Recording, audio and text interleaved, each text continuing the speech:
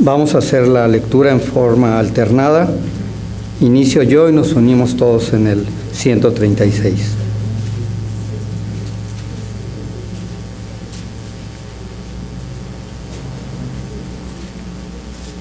Maravillosos son tus testimonios, por tanto, los ha guardado mi alma.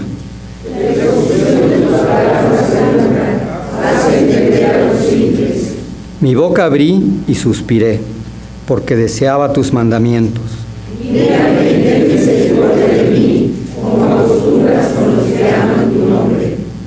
Ordena mis pasos con tu palabra, y ninguna iniquidad se enseñoree de mí. Líbrame de la violencia de los hombres, y guardaré tus mandamientos. Haz que tu rostro resplandezca sobre tu siervo, y enséñame tus estatutos. Ríos de agua descendieron de mis ojos, porque no guardaba tu ley. Amén. Permanecemos de pie, por favor. Tome su asiento, por favor.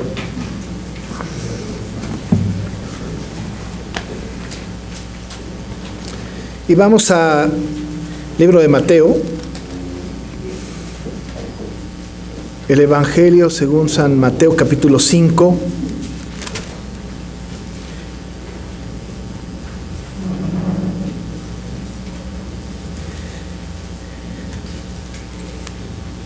Solamente haré referencia, no leeré todo el texto completo del 1 al 12, son las bienaventuranzas que hemos leído cada domingo últimamente. Solamente leeré el versículo número 4 de Mateo 5. Mateo 5, capítulo 5, verso 4. El texto dice: bienaventurados los que lloran, porque ellos recibirán consolación.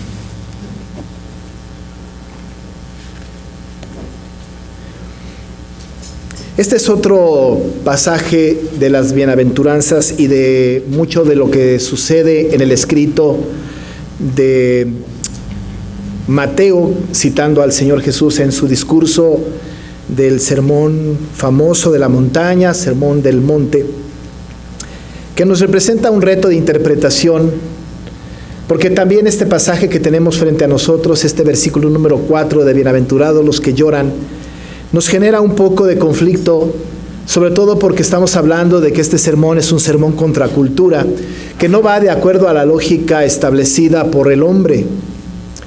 Cuando hablamos de esto, hemos hablado de que muchos de los conceptos que están vertidos aquí en este sermón son conceptos que van un poco en contra de la lógica humana, de la lógica de la cultura. Es posible que no necesariamente de la lógica de toda la humanidad, es posible que haya lugares en donde algunas de estas verdades sean bastante bien entendidas por la lógica de sus culturas. Pero para nuestra cultura, que es en donde estamos y en donde estamos recibiendo esta enseñanza, muchas de las cosas, la mayoría de estas cosas, van en contra de lo que tradicionalmente tenemos nosotros concebido en algunas de estas expresiones. Muchas. Este texto que tenemos nosotros ahora es un poco controvertido, porque cuando hemos hablado de que las bienaventuranzas tienen que ver con un mensaje que el Señor da a sus elegidos, a sus regenerados, a la gente que ha sido salvada por Cristo, nos encontramos con esta palabra de bienaventurado, la hemos traducido como felices o dichosos, y está bien hacerlo. Cuando hablamos de bienaventurados, estamos hablando entonces de que puede ser sustituida la palabra bienaventurado por dichosos o felices. De tal manera que nosotros, por ejemplo, hemos establecido ya esta bienaventuranza de los pobres en espíritu y dijimos entonces que pudiese ser referida como dichosos o felices los pobres en espíritu, porque de ellos es el reino de los cielos. Dichosos. Hemos hablado acerca de este asunto y hemos hablado que los famosos dichosos estos, que somos nosotros, somos los que hemos hecho una declaración de la bancarrota espiritual. Somos pobres en espíritu.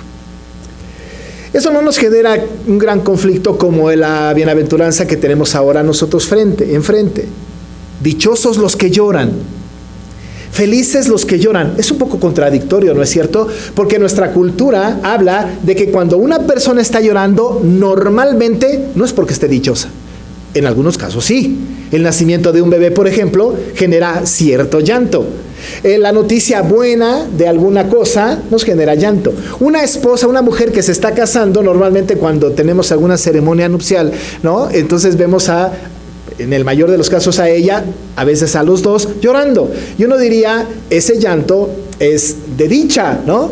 Pero normalmente estamos hablando de un llanto que normalmente está referido a un dolor, a una mala experiencia, a alguna situación adversa en la vida, y entonces no lo relacionamos con dicha. No decimos, por ejemplo, de una persona que está llorando porque un ser querido se ha muerto, qué dichoso es. Es decir, que de repente entramos en una especie, ¿no?, de texto en donde tenemos que dar una explicación teológica para que no nos confundamos en que toda clase de llanto entonces es dichoso. Dichoso el que llora, es feliz el que llora. Este es el feliz el que llora en todas las circunstancias. ¿Cómo puede una persona ser bienaventurada si llora? ¿Es posible que alguien que llora en verdad sea bienaventurada? O por otro lado, cuando una persona llora, sea la razón que sea, ¿es bienaventurada? Tenemos que entrar entonces al contexto del pasaje, no solamente en el texto que tenemos de referencia, sino en la Biblia completa, para que podamos entender pues el mensaje que el Señor Jesús está dándole a aquellos que están en la montaña, aquellos que son sus discípulos, para que aquellos que son sus discípulos entiendan qué clase de dicha tienen, a qué clase de personas que lloran. Alguna vez escuché a alguna persona decir que una persona que está llorando tiene que etiquetársele pues como una persona bienaventurada, no importa por qué razón esté derramando sus lágrimas. Es decir, que si una persona está enferma y está llorando porque está con dolor, no le podemos venir a decir ahora a esta persona, tomando este texto como pretexto, y decirle, mira, eres bienaventurada porque estás llorando. Y etiquetamos entonces al que tiene una enfermedad dentro de este cuadro. Una persona, no solamente que ha tenido enfermedad, sino que incluso tiene luto porque ha perdido un ser querido, no le podemos a llegar y decir eres bienaventurado porque estás llorando por el luto. O una persona que ha tenido una pérdida material, tampoco podemos llegar y decirle estás llorando por esto. Es un poco entonces difícil poder entender a qué tipo de personas se está refiriendo el Señor, incluso no solamente a qué tipo de personas, sino qué tipo de llanto es el que el Señor está calificando como aquellos que son bienaventurados.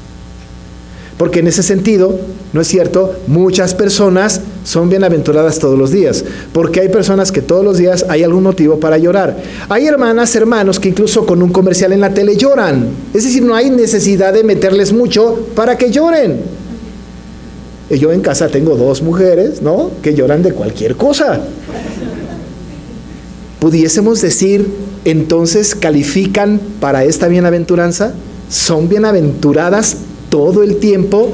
Pues entonces estemos llorando siempre para obtener la bienaventuranza. No, de ninguna manera entonces estamos hablando de que la bienaventuranza es para todas las personas que lloran por todas las causas. Entonces, ¿a qué se refiere? ¿A dónde estamos acercándonos cuando hablamos de que son bienaventurados los que lloran? ¿Los que lloran por qué? ¿Los que lloran por qué causa? Descartando entonces todas aquellas cosas que están en el entorno nuestro de llorar por algunos asuntos específicos o por cualquier cosa, no nos queda la menor duda de que el Señor de todas maneras, aun y cuando no estamos hablando de este dolor en específico, cuando lloramos por una enfermedad, por una pérdida, cuando lloramos por cualquier situación, por supuesto que venimos y derramamos nuestro corazón delante del Señor y el Señor nos consuela, y el Señor nos alivia, y el Señor no acude a nuestro auxilio. Por supuesto que cuando una persona está llorando por una enfermedad, derrama sus lágrimas delante del Señor, y el Señor entonces escucha desde el cielo, por supuesto, y da palabra a través de su palabra de aliento. Pero no es el texto lo que está diciendo.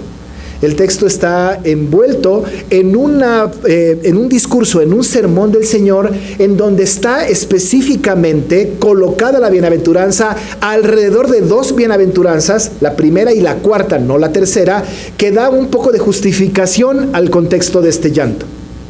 Van a llorar los que son pobres en espíritu, van a llorar los que padecen persecución, van a llorar los que tienen hambre y sed de justicia.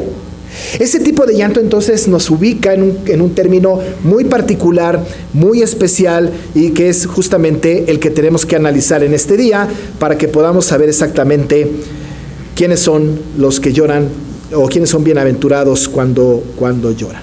Así que entonces hemos asentado esta verdad. No cualquier llanto es calificado en este pasaje en particular como bienaventurado. Hay algunos asuntos que incluso la Biblia habla de alguien que llora y que justamente este llanto, esta tristeza, este dolor no es precisamente un llanto, un dolor, algo que sea aceptado por parte del Señor. En el pasaje de 2 Corintios capítulo 7 verso 10, y citando este pasaje más bien en la Nueva Traducción Viviente, dice: pues la clase de tristeza que Dios desea que suframos nos aleja del pecado y trae como resultado salvación. No hay que lamentarse por esa clase de tristeza, dice la palabra, pero la tristeza del mundo, a la cual le falta arrepentimiento, resulta en muerte espiritual. Esa tristeza que puede generar llanto, que es del mundo, a la que le falta arrepentimiento, resulta en muerte espiritual. Hemos de recordar entonces que se está hablando a regenerados. Estamos hablando de que el regenerado que llora es bienaventurado en una circunstancia que vamos a hablar. Pero ¿qué hay del no regenerado? Una persona que no es regenerada, que no es creyente. Porque la gente que no es creyente como nosotros, pues también llora. Y llora mucho como nosotros. Pero el llanto de la gente que no es creyente, si no implica el arrepentimiento, según está diciendo el texto, para ella se acarrea muerte espiritual. Un llanto que es expresado por una persona no regenerada, por muy emotivo que sea, por muy bien intencionado que sea, si no es regenerada, no le produce espiritualidad, no le produce bienestar, no es aceptada delante de Dios, sino, como dice la palabra, es muerte, resulta en muerte espiritual. Resulta en muerte espiritual. Por muy conmovido que esté, por mucho llanto que derrame, de todas maneras le produce o le resulta en muerte espiritual. Una persona del mundo puede estar llorando porque la consecuencia de su falta, de sus malas decisiones, le han traído como consecuencia un remordimiento de conciencia y puede llorar por eso. Incluso hasta puede pedir perdón a un Dios que ni siquiera conoce. Porque hay remordimiento en su corazón, no le genera ningún tipo de bienaventuranza. No le genera ningún tipo de bienaventuranza. Porque el Señor no está queriendo remordimiento, sino está buscando en todo caso arrepentimiento de una persona que ha sido regenerada en su corazón. Tenemos que recordar entonces que el arrepentimiento viene como resultado de la regeneración y no al revés. Nunca el arrepentimiento trae como consecuencia la regeneración. Para que una persona se pueda arrepentir, debió haber nacido de nuevo primero. Una vez modificado su corazón, corre al Señor y dice: perdóname por todo lo malo que he sido. No al revés. De tal manera que una persona que llora, no creyente, porque piensa que tiene un remordimiento en su corazón, de ninguna manera le trae gracia. De ninguna manera, porque en ningún lado de la Biblia dice que hay que estar en remordimiento de conciencia para que el Señor nos tome en cuenta para la salvación. Pero entonces nos vamos acercando cada vez más a qué sí clase de llanto es el que está hablando aquí el texto. El llanto entonces al que aquí se hace referencia es evidentemente más que el llanto del duelo o la aflicción o la pérdida. Este llanto es un llanto por el pecado. El llanto que se refiere aquí a la Escritura tiene que ver con un llanto por el pecado. Y en ese sentido vamos a tener dos acercamientos. Por el pecado personal primero y por el pecado del hombre impío, la impiedad del hombre impío. Cuando está hablando aquí de bienaventurados los que lloran, son aquellos que lloran por el pecado. Mi pecado, pero por otro lado también por el pecado que veo a mi alrededor. Mi pecado primero y después el que veo a mi alrededor. Ahora déjeme decirle que una de las cosas que es interesante del texto y en el contexto de la Biblia es que cuando se habla del pecado personal, cuando una persona llora y es bienaventurada en esta expresión del Señor Jesús, es aquella persona que está llorando a causa de su pecado. Pero en este sentido, amados hermanos, cuando lloro a causa de mi pecado, tenemos que tener cuidado. Porque puedo llorar a causa de mi pecado por las consecuencias que me ha acarreado el pecado. Es decir, cometo pecado, hago algo transgredo la ley de Dios, y entonces yo derramo mis lágrimas y digo: Señor, perdóname. Mira nada más qué acarreada ha traído mi pecado, cómo me está yendo mal por eso. Cuando oramos y lloramos por nuestro pecado, muchas veces lloramos porque las consecuencias de nuestro pecado han sido devastadoras, terribles. Y diríamos entonces, calificamos, porque si hemos llorado por nuestro pecado, hemos cometido iniquidad, hemos hecho impíamente, dice la Biblia, y entonces sufrimos las consecuencias de nuestros pecados y lloramos amargamente delante del Señor por eso, y le pedimos que nos perdone. Quizá tuviésemos que preguntarnos: ¿será que el Señor nos va a perdonar sobre la base de que, Señor, perdóname mis pecados porque estoy teniendo consecuencias de mis pecados? ¿Porque me he ofendido a mí mismo? Una cosa que es muy importante es que este bienaventurado no llora tanto porque su pecado le haya traído consecuencias, sino porque ha ofendido a Dios. El verdadero llanto no es por las consecuencias de mi pecado. El verdadero llanto del hombre creyente y la mujer creyente es que lloro porque esto que hice ha ofendido a Dios. La consecuencia la asumo. Tendré que padecer la consecuencia de mi pecado. Pero lo más lamentable, amado hermano, lo más triste, lo más tremendo, es que he ofendido a Dios. He pecado contra el cielo y contra ti. Contra ti solo he pecado y he hecho lo malo delante de tus ojos, dice David. Cuando David pecó, las consecuencias de sus pecados, amados hermanos, fueron devastadoras. Pero en el Salmo 31 no hay una petición de David, no hay una confesión de David en donde él esté padeciendo por las consecuencias de su pecado. Todo lo contrario. Él está entristecido y seguramente llorando porque David era muy chillón, porque había ofendido a Dios. Solo por eso. Solo por eso. Amado hermano, cuando nosotros pecamos delante del Señor y lloramos por la consecuencia de nuestro pecado, estamos haciendo del perdón un asunto antropocéntrico. Estamos pensando que nos ofendimos a nosotros mismos. Estamos enarbolando la bandera de la autoestima al grado de la autoidolatría. Estamos hablando de que no merecemos esto. Pero bienaventurado es aquel que llora, aquel que derrama sus lágrimas porque sabe que ofendió al Dios de los cielos. Porque sabe que hemos hecho algo malo delante de nuestro Padre que está en los cielos. La verdadera bienaventuranza entonces está cuando nuestra lágrima está implicado aquel dolor interno del corazón porque sabemos que hemos ofendido a nuestro Dios. Las consecuencias nos traen llanto, por supuesto. Por supuesto que nos da tristeza. Por supuesto que el Señor de todas maneras nos acompaña. Pero no es la bienaventuranza. La bienaventuranza que está hablando el texto es aquella cuando nosotros reconocemos y lloramos porque ofendimos a Dios. El llanto por las consecuencias no necesariamente recibe consolación. El llanto porque ofendimos a Dios, ese recibe consolación. Pero esa es la primera parte, el pecado personal.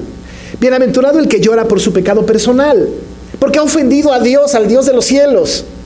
Pero también, amado hermano, es bienaventurado el que llora por el pecado del impío, por la impiedad de aquel que está cometiendo pecado. No solamente entonces lloramos por nuestro pecado personal porque ofendimos al Señor, sino también nos enardece y lloramos, o debemos enardecernos y llorar, porque el hombre impío está pecando y ofendiendo a Dios. Porque aquel está ofendiendo al Señor. Y derramamos las lágrimas por eso. Porque hay hombres que están ofendiendo a Dios. Amado hermano, si alguien ofende a Dios, si alguien peca contra Dios, nosotros estamos entristecidos, no alegres. No estamos como, no nos importa. Pero cuando alguien ofende al Señor, cuando alguien peca contra Dios, pero no solamente el hombre pagano, en casa, cuando mi hijo ofende a Dios, cuando mi esposo ofende a Dios, cuando mi esposa ofende a Dios, cuando mis padres ofenden a Dios, en la iglesia, cuando mi hermano o mi hermana ofende a Dios, entonces también lloro de dolor por la ofensa de Dios. No le caigo a palos al hermano o a mi hermana o a mi papá o a mis hijos, sino que derramo mis lágrimas delante del Señor, porque el nombre del Señor está siendo ofendido. Ese tipo de llanto es el tipo de llanto que está escrito en esta bienaventuranza. Lloramos porque el nombre del Señor ha sido deshonrado. ¿Sabe qué dice el Salmo 139, versos 20 y una parte del 21? Porque blasfemáis, dicen ellos, contra ti, tus enemigos toman en vano tu nombre. No odio, oh Jehová, a los que te aborrecen, y me enardezco contra tus enemigos. ¿No estamos enardecidos porque el hombre natural ofende a Dios? Entonces podemos derramar lágrimas delante del Señor por el pecado del hombre impío, por el pecado de otro. No podemos confesar el pecado de otro. La confesión es completamente personal. Pero sí nos entristece. Y derramamos nuestras lágrimas delante del Señor. No por la consecuencia que puedan obtener, sino exclusivamente por la ofensa que el Señor está teniendo.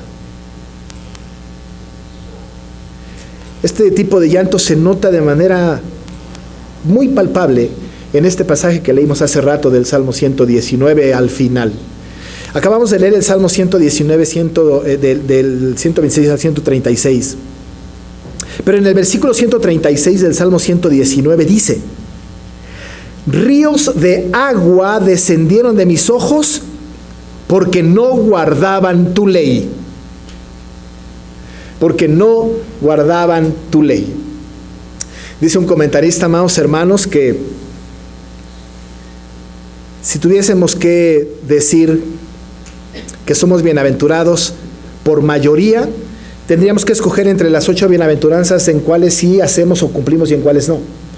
Pero por otro lado, cuando el Señor Jesús dictó sus bienaventuranzas, todas completas, es bienaventurado el que está justamente cumpliendo la condición de todas las bienaventuranzas. La falta de uno descarta quizá la bienaventuranza. En ese sentido, amados hermanos, yo creo que la mayoría de nosotros no calificamos en la segunda. Porque lejos de llorar por el pecado del impío, a veces nos hemos sumado al pecado del impío. Lejos de lamentarnos porque el impío insulta a Dios, hemos hecho lo mismo que ha hecho el impío.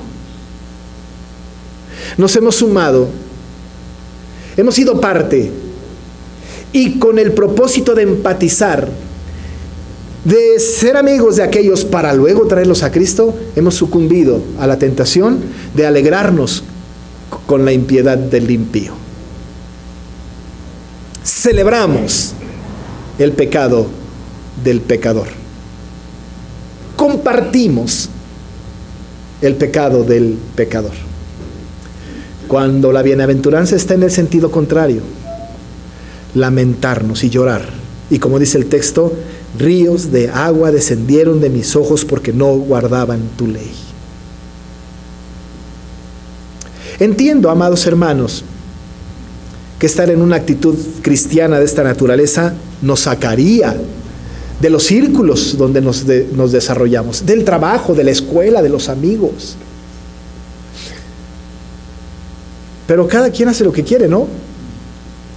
Pero la bienaventuranza está enfocada en aquel que llora por su propio pecado, porque ha ofendido a Dios, y llora amargamente por el pecado de otros, porque están alejados de Dios. Y ríos de agua descienden de nuestros ojos porque no guardan su ley. No significa que no nos relacionemos con ellos, significa que deberíamos estar entristecidos por el pecado de aquellos que ofenden al Señor.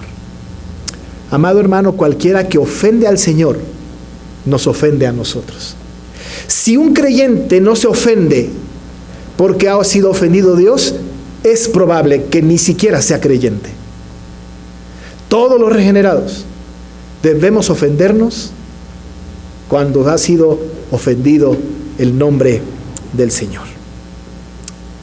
Estos que lloran por su pecado, estos que lloran por el pecado del impío, dice la Escritura, son bienaventurados. Estos que derraman sus lágrimas por esa causa, son bienaventurados, son felices, dice la palabra. Pero seguimos un poco tristes, ¿no? Por nuestro pecado y por el pecado del impío. Porque llorar por esta causa, bueno, pues es justa. Pero seguimos en una condición quizá no tan alegre. Aunque somos bienaventurados, quizás seguimos un poco mal. Pero dice la Escritura, ellos recibirán consolación. Serán consolados. En dos momentos, amados hermanos. En el presente espiritualmente y en el futuro cuando lleguemos a los cielos, porque el Señor enjugará toda lágrima de ellos. Y en el presente, porque su Espíritu nos habla al corazón y nos consuela y nos anima y nos levanta. Estos bienaventurados, entonces, dice la Escritura, recibirán consolación. Y van a recibirlo en el interno del corazón. Un salmo que a mí me gusta muchísimo y que hago mucha referencia a este salmo porque es muy significativo para mi vida y para la vida de todos los creyentes, es el Salmo 56.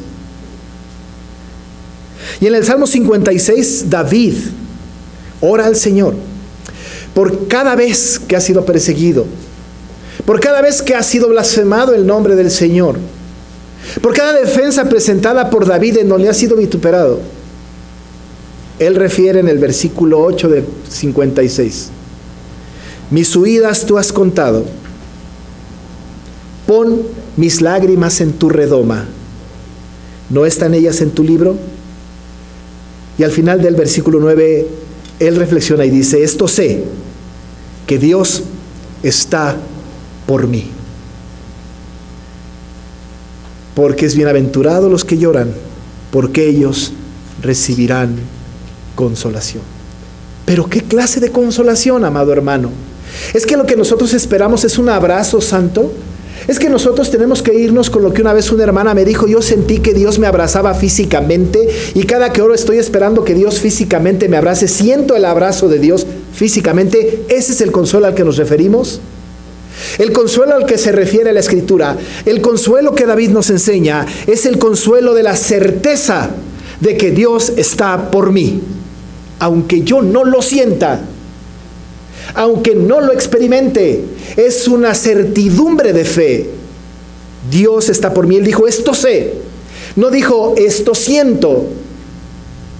Esta es mi certeza. Dios está por mí. Mis huidas tú has contado, le dijo David al Señor. Pon mis lágrimas en tu redoma, ¿no están ellas en tu libro? ¿Será que David experimentó una especie de mano invisible, física, sustentada sobre él? No. ¿Vino un ángel en la noche y lo abrazó físicamente y él sintió el apapacho divino? No. Pero David sabía, tenía una convicción en su corazón, entendió perfectamente y dice: esto sé, que Dios está por mí. La consolación, amados hermanos, no la debemos esperar físicamente. Quizá entre nosotros sí. El abrazo entre nosotros, la empatía espiritual, el apapacho entre nosotros sí. Pero el que viene de Dios, viene de una convicción espiritual de saber que Dios está por mí. El error en que hemos caído muchos cristianos es que hemos creído que la experiencia cristiana es sensorial, que la experiencia cristiana viene por asuntos de los sentidos. Y si no lo veo, como dijo Tomás, o si no lo siento, o si no lo oigo, o si no lo palpo, o si no lo gusto, no es real. Y objetivizamos la fe a tal grado de que si no lo veo, no lo oigo, no lo huelo, no lo gusto, no lo toco, no es real. Pero en el ámbito espiritual, la certeza de la presencia de Dios, no la vemos, no la oímos, no la tocamos, no la olemos, no la gustamos. ¿Y cómo llegamos a esa verdad? En el ámbito espiritual. Esto sé, que Dios está por mí. Esto sé. Y recibo consolación.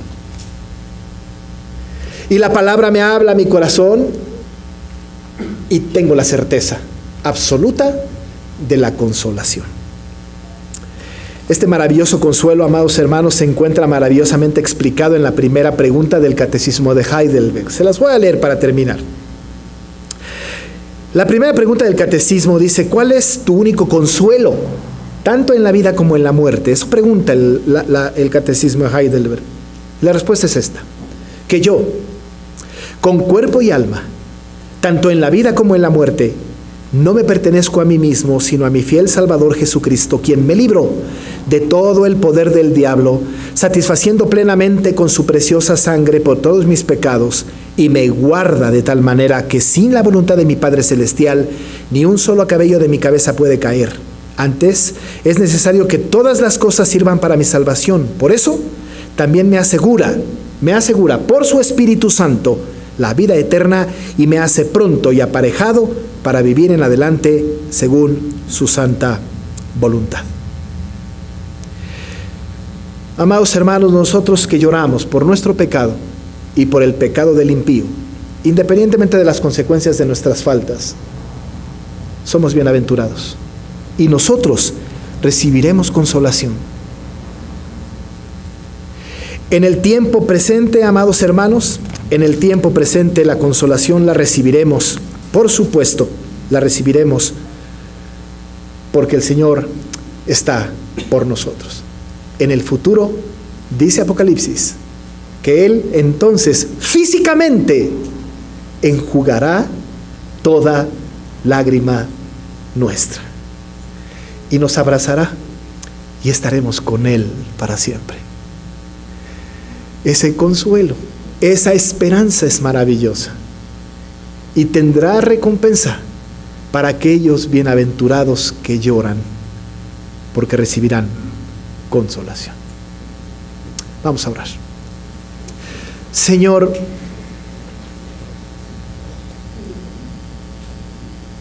nosotros hemos de confesar que lloramos más por la consecuencia de nuestro pecado que porque te hayamos ofendido. Ayúdanos, Señor, para que esto cambie. Que nuestra tristeza, nuestro llanto, nuestro pesar sea porque hemos ofendido al Rey de Reyes, al Señor de Señores.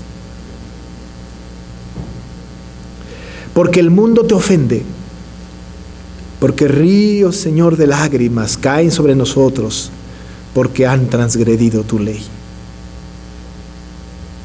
Sabemos que en el dolor interno de nuestro corazón, que en las cosas que generan el dolor, la muerte, el luto, en la pérdida, lloramos también, o la alegría, y también estás a cargo de eso. Pero lo que ahora nos enseña este sermón dicho por Jesús, es que aquellos pobres de espíritu, aquellos que tienen hambre y sed de justicia, lloran porque tu nombre ha sido ofendido. Y recibiremos consolación. Una consolación terrenal, sí, claro, por la convicción de tu presencia en nuestras vidas. Pero una bendición, Señor, una consolación prometida que cuando vayamos ante ti, en donde ya no habrá más dolor, más llanto, más enfermedad, tú enjugarás toda lágrima de nosotros. Y esa consolación final será, Señor, porque estamos ante ti, frente a frente, para vivir eternamente. Gracias por tu promesa.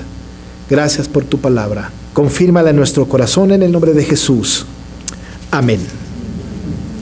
Amados hermanos,